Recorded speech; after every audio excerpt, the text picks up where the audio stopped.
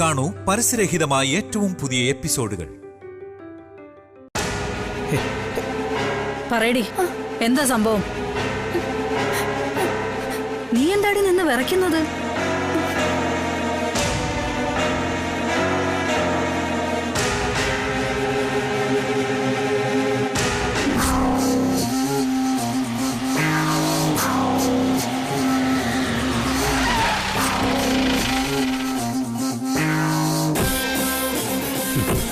ഓരോരുത്തന്മാർ ആവശ്യമില്ലാത്തടത്തൊക്കെ വലിഞ്ഞേറി ചെന്നിട്ടും ഓരോ പണി വാങ്ങിച്ചു വെച്ചോളും.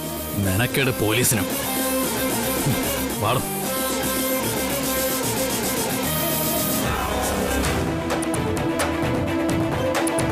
ഓ, നീയും വാ തുറക്കൂല.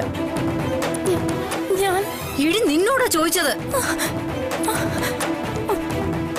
ഞാൻ പറയാം. അല്ല, അവക്കെന്തറിയാന്ന? ശാരദാമ്മ പറഞ്ഞ പോലെ കോളേജിൽ അവരോ പറഞ്ഞിട്ടാ ഇവള് വിവരം അറിയുന്നേ.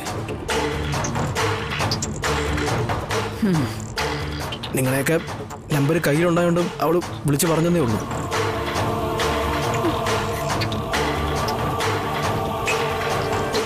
സംഭവം കണ്ടതിന്റെ പേടി മാറിയിട്ടില്ല അവൾക്ക്. അവളെ വിട്ടേക്ക് Sharadamma.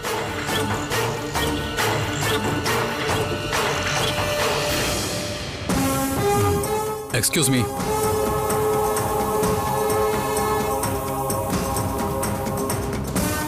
May I come in? വരണം സാർ. ആ, വാടോ.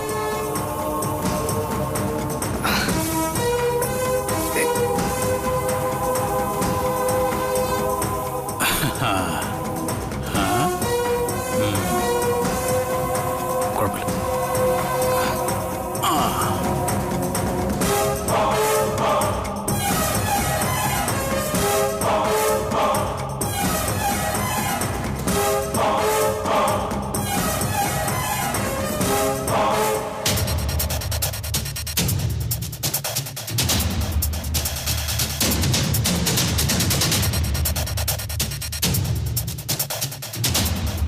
ഇന്റിമേഷൻ എടുക്കാൻ വന്നതാ സാറേ. മനസ്സിലായി. ആ, SR കോളേജിലെ ലെക്ചറർ ആണല്ലേ രാജീവ്? ആ ആ, ഐ ആം CI സഹദേവൻ. പരിചയപ്പെട്ടല്ലോ, സന്തോഷമുണ്ട്.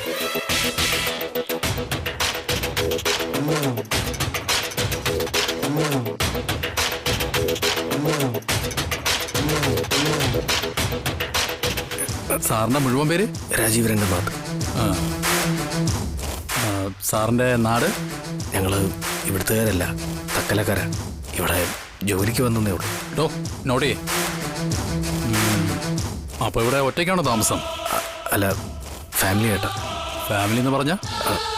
വൈഫുണ്ട്, പിന്നെ അമ്മയമ്മാവനും. ഇതാണോ വൈഫ്? അതെ. ഈ അമ്മയമ്മാവനും? അവര് എത്തിയിട്ടില്ല. ഇനിയുള്ള കാര്യങ്ങൾ സാറ് കൃത്യമായിട്ട് ഓർമ്മിച്ച് പറയണം. ഇപ്പൊ നൽകുന്ന മൊഴിയുടെ അടിസ്ഥാനത്തിലായിരിക്കും ഈ കേസിന് മുന്നോട്ട് നീങ്ങുക.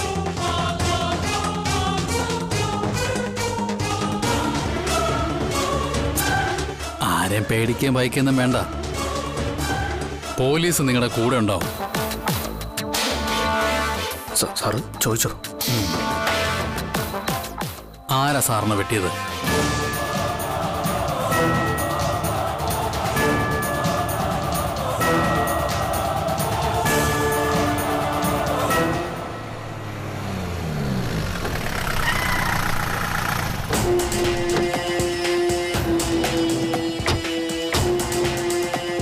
വിഷ്ണുട്ടാ, വേഗം വാ.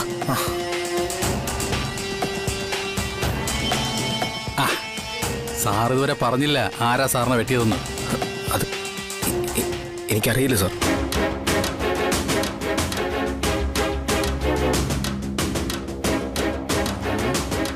എന്നുവെച്ചാ സാറിന് പരിചയമുള്ള ആരുമല്ല വെട്ടിയത്?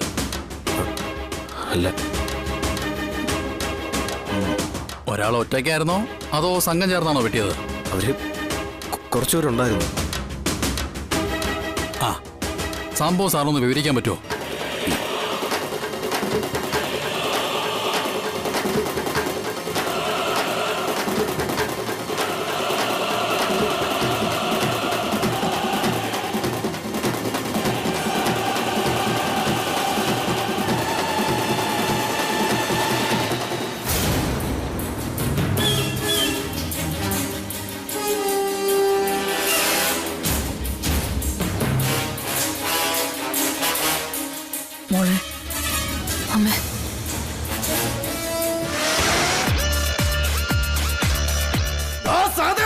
എന്താടാ?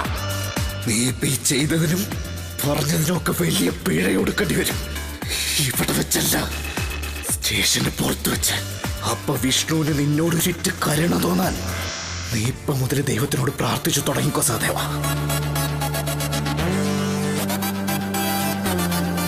ഇവരൊക്കെ ആരാ സാറേ? എൻ്റെ ഭാര്യയുടെ അനിയത്തിയും ഭർത്താവുക. ഓ,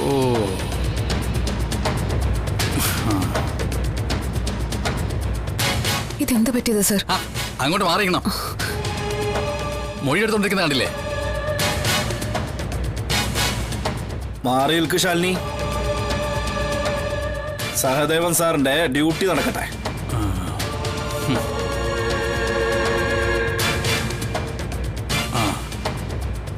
സാറ് കഥ പറയേ. ഞങ്ങളുടെ കോളേജിന് പുറകെ ചെറിയൊരു കുറ്റിക്കാടുണ്ട്. പാതിരവനം എന്ന് അതിന് കുട്ടികളിട്ടിരിക്കുന്നൊരു പേര്. കുട്ടികളുടെ ചെറിയ കുസൃതികളും പ്രണയ സല്ലാപങ്ങളൊക്കെ അതിനുള്ളിലാ. ഈ ക്ലാസ് കെട്ടി നടക്കുന്ന ബിരുദന്മാരും ബിരുദത്തികളൊക്കെ അവിടെ കാണും.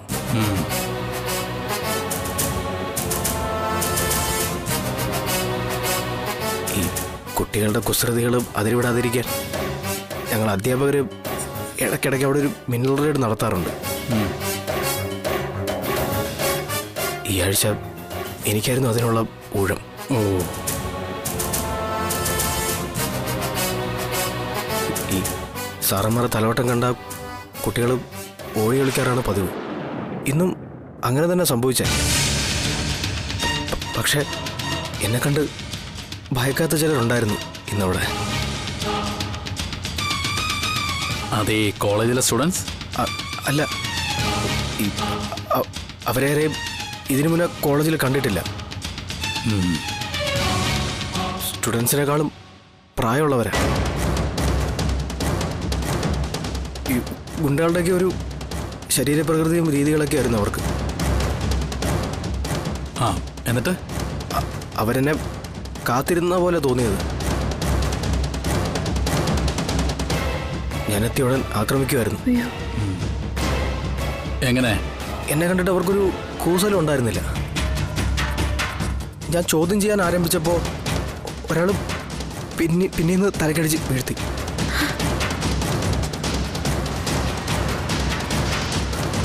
മറ്റൊരാൾ വടിവാൾ കൊണ്ട് വെട്ടി.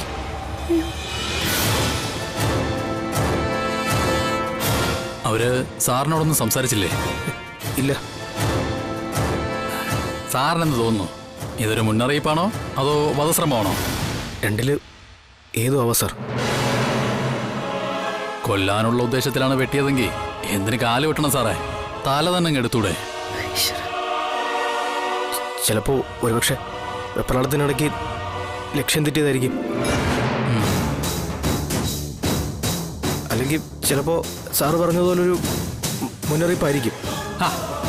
സാറ് ഞങ്ങളെ കുഴപ്പിക്കുകയാണല്ലോ. വധശ്രമമാണെങ്കിൽ കാലിൽ വെട്ടിയവന് തലയെടുക്കാൻ അധികം സമയം വേണ്ടല്ലോ. ചിലപ്പോ എന്നെ നിലവിളി കേട്ടവർ പരിഭ്രമിച്ചിട്ടുണ്ടായിരിക്കും. തൊട്ടടുത്തല്ലേ കോളേജ്. അവിടുന്ന് കുട്ടികൾ ഓടിയെത്തുമെന്നും അവരെ തിരിച്ചറിയുമെന്നും ഭയന്നിട്ടുണ്ടാവും. ഈ വെട്ടിയതിനു ശേഷം അവരപ്പം തന്നെ സ്ഥലം വിട്ടോ?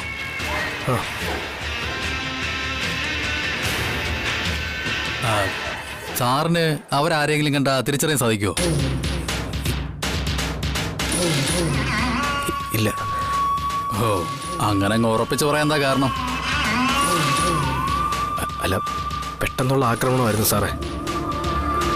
ഒന്ന് രണ്ട് വാക്കുകൾ മാത്രമേ ഞാൻ അവരോട് സംസാരിച്ചുള്ളൂ. മിന്നൽ വേഗത്തിൽ കൃത്യം നടത്തി അവർ പോവുകയും ചെയ്തു. അപ്പോ കേസ് തെളിയിക്കാനുള്ള തുമ്പുകളൊന്നും ഇല്ല.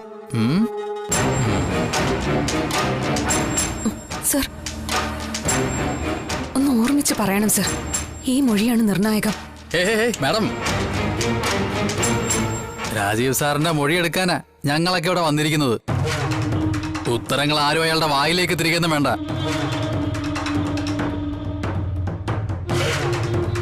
സാറിന്റെ മൊഴിയെ സ്വാധീനിക്കാൻ ഞാനൊന്നും പറഞ്ഞിട്ടില്ല.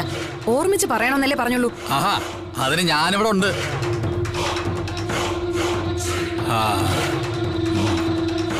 സാറിന് ലക്ഷ്യമിട്ടാണ് അവരവിടെ നിന്നെങ്കിൽ ഉറപ്പായിട്ടും അതൊരു കൊട്ടേഷൻ ആയിരിക്കും.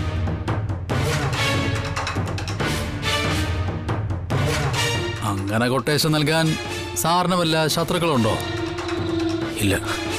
ആ, അങ്ങനെ അങ്ങ് പെട്ടെന്ന് ഉത്തരം നൽകിക്കളയല്ലേ. ശാലിനി മാഡം പറഞ്ഞതുപോലെ ഒന്ന് ഓർമ്മിച്ച് പറ.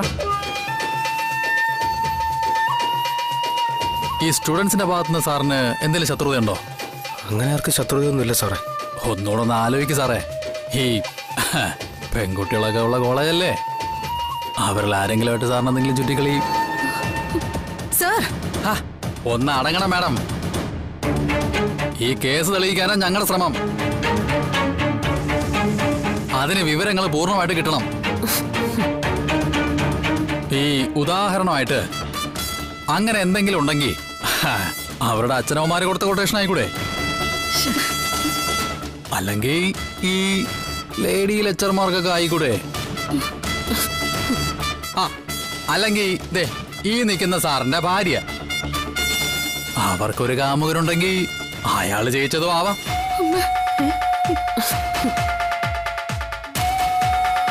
തൽക്കാലം ഇയാൾ ഇറങ്ങി പോണം. മനസ്സിലായില്ല? ആ, സാറിന് തൽക്കാലം മനസ്സിലാവാത്ത തന്നെയാ നല്ലത്.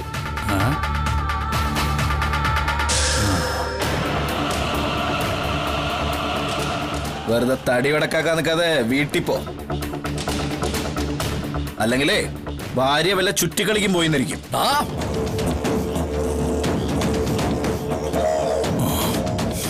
പല്ല് കടിച്ച് പൊട്ടിക്കാതടോ. ഇനിയും വേണ്ടതല്ലേ? മനസ്സിലാവുന്നുണ്ട് കാര്യങ്ങള്. അക്രമികളെ ഇയാള് തിരിച്ചറിയാത്തതൊന്നുമല്ല.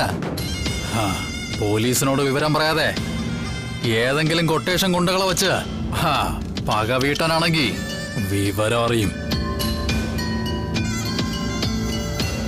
നിന്നെയൊക്കെ ചോര ഛർദ്ദിപ്പിക്കും സഹദേവൻ. പിന്നെ നേരെ നിന്ന് ശ്വാസം വിടാൻ പോലും പറ്റില്ല. അതെ, ശ്വാസമൊക്കെ ഞങ്ങൾ വിട്ടോളാം. സഹദേവൻ സാർ ഇപ്പൊ പോ. ഞാൻ പോയേക്കാം, പക്ഷേ നമുക്കിനിയും കാണേണ്ടി വരും.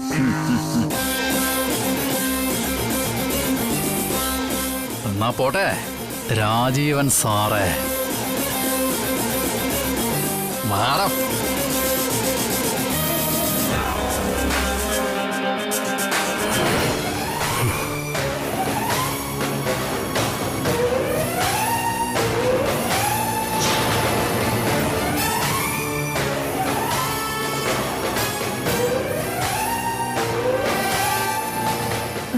മക്കളെ, നിങ്ങളെന്താ സാറിനോട് ഇങ്ങനെയൊക്കെ പെരുമാറിയത്? അവരൊക്കെ വലിയ ആൾക്കാരല്ലേ? അയാള് വലിയ ആളൊന്നും അല്ല അമ്മേ. കേരള പോലീസിന്റെ ചരിത്രത്തിലെ ഒരു കളങ്ക. കാക്കി യൂണിഫോമിന് തന്നെ അപമാനം. അയാള് വിഷ്ണുവേട്ടനെയും സത്യാമ്മയൊക്കെ അറസ്റ്റ് ചെയ്തത്.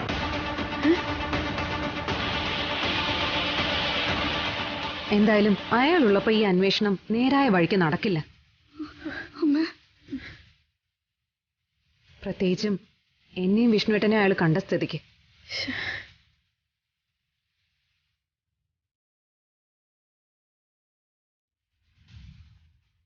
വിഷ്ണു, എനിക്ക് വിഷ്ണുവിനോട് മാത്രമോട് ചിലത് പറയാനുണ്ട്.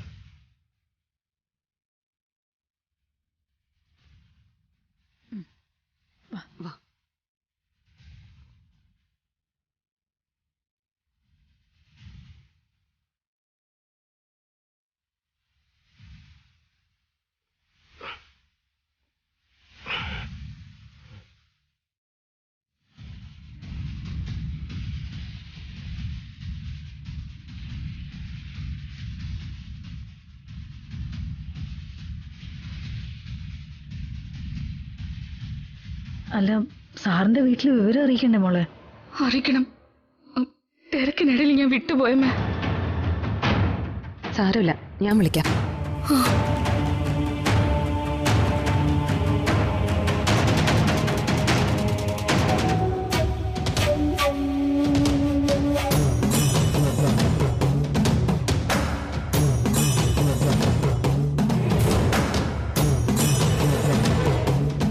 എന്തോ സംസാരിക്കേണ്ടെന്ന് പറഞ്ഞിട്ട് സാറൊന്നും പറഞ്ഞില്ല.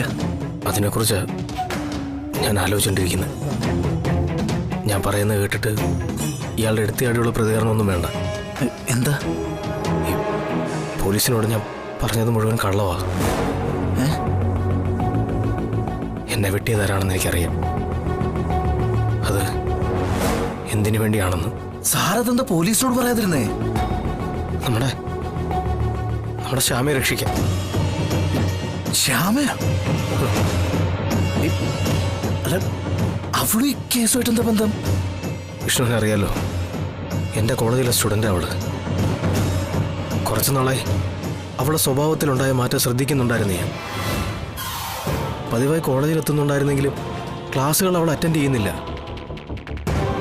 കബഡി മത്സരത്തിൽ കോളേജിൻ്റെ തന്നെ പ്രതീക്ഷയായിരുന്നിട്ടും കോച്ചിങ് ക്ലാസ്സുകളിൽ പങ്കെടുക്കുന്നില്ല. കോളേജിൽ സ്ഥിരമായിട്ട് പോകുന്ന അവൾ പിന്നെ എങ്ങോട്ട് പോകുന്നു? വീട്ടിലെത്തുന്നതാണെങ്കിൽ രാത്രി വൈകിയും. ശാരദാമ്മയോട് പല നുണകൾ പറഞ്ഞ് പിടിച്ചു നിൽക്കാൻ അവൾക്കായെങ്കിലും എൻ്റെ സംശയങ്ങളും അന്വേഷണം എത്തി നിന്നത് കോളേജിൻ്റെ പിന്നിൽ പാതിരാമനോന്ന് സ്റ്റുഡൻസ് വിശേഷിപ്പിക്കുന്ന ഒരു കുറ്റിക്കാട്ടില.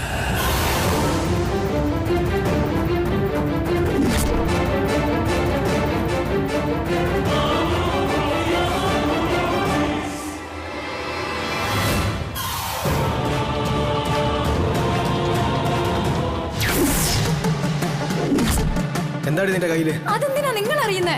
സാറിന്റെ വീട്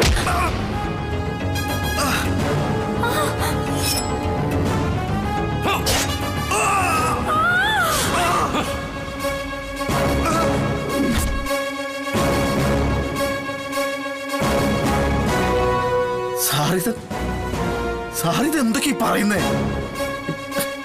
നമ്മുടെ ശ്യാമയോ? അവള് ശ്യാമ അവളൊരു ഡ്രഗ് അഡിക്റ്റാ വിഷ്ണു.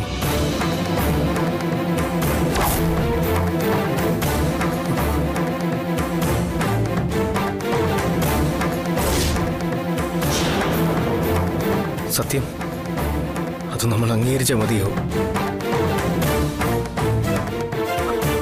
അവളെ പഴയ ശ്യാമയായിട്ട് ജീവിതത്തിലേക്ക് മടക്കി കൊണ്ടുവരണം. അതാ നമുക്ക് മുന്നിലെ ദൗത്യം. ആരാ സാറേ നമ്മുടെ ശ്യാമയെ? ഇപ്പോൾ മിക്കവാറും സ്കൂളുകളിലും കോളേജുകളിലും ഈ നെറ്റ്വർക്ക് ഉണ്ട് വിഷ്ണു. കുട്ടികൾ എളുപ്പം വീണ് കിട്ടാവുന്ന ഇരകളാണ്. സ്വന്തം മക്കൾക്കൊരു കുറവുകളും വരരുതെന്ന് വിചാരിക്കുന്ന അച്ഛനമ്മമാര് അവർ ചോദിക്കുന്ന പണം എടുത്ത് കൊടുക്കുകയും ചെയ്യും. ആ ഗ്യാങ്ങിൽ കുറച്ചുപേരെ എനിക്കറിയാം. അവര് എൻ്റെ തന്നെ സ്റ്റുഡൻസാ. മനുവിനാഥെന്ന് പറയുന്നൊരു പയ്യൻ അവരുടെ ലീഡർ. ഒരു തലതെറിച്ച പയ്യനാ.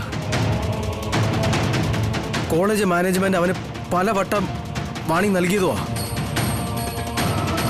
പാരമ്പര്യമായിട്ട് കിട്ടിയ പൂത്ത പണവും വിദേശത്തുള്ള അച്ഛനമ്മമാര് കൊടുത്ത അമിത സ്വാതന്ത്ര്യമാ അവനെ വഷളാക്കിയത്. മനു വിനാഥ്.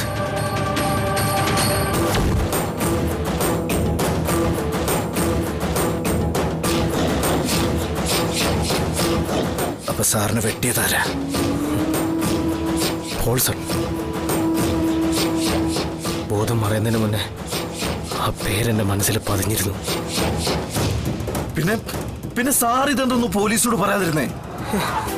പറഞ്ഞില്ലേ, നമ്മുടെ ശ്യാമ കൂടെ ഉൾപ്പെട്ട കേസായത്. ഈ കേസിന് പുറകെ ഒരു അന്വേഷണം ഉണ്ടായ അവള് കുടുങ്ങും. മയക്കുമരുന്ന് കൈവശം വെക്കുന്നതും ഉപയോഗിക്കുന്നതൊക്കെ ജാമ്യമില്ലാത്ത കുറ്റമാണെന്ന് വിഷ്ണുവിന് അറിയാലോ.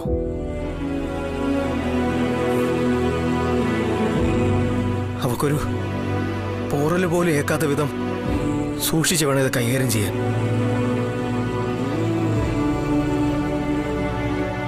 വാർത്ത ലീക്കായ അതിലുൾപ്പെട്ടവരാരൊക്കെയാണെന്ന് പുറലോകം അറിയും. പത്രത്തിലും ചാനലിലൊക്കെ വാർത്തയാവും. പ്രായപൂർത്തിയാവാത്ത കുട്ടികളുടെ പേരുവിവരങ്ങൾ പ്രസിദ്ധീകരിക്കരുതെന്നാണ് നിയമമെങ്കിലും സോഷ്യൽ മീഡിയ അവരെ ചെകഞ്ഞെടുക്കും. നമ്മുടെ ശ്യാമയ്ക്ക് പിന്നെ ജീവിതവും ഭാവിയും ഉണ്ടാവുമെന്ന് കരുതുന്നുണ്ടോ?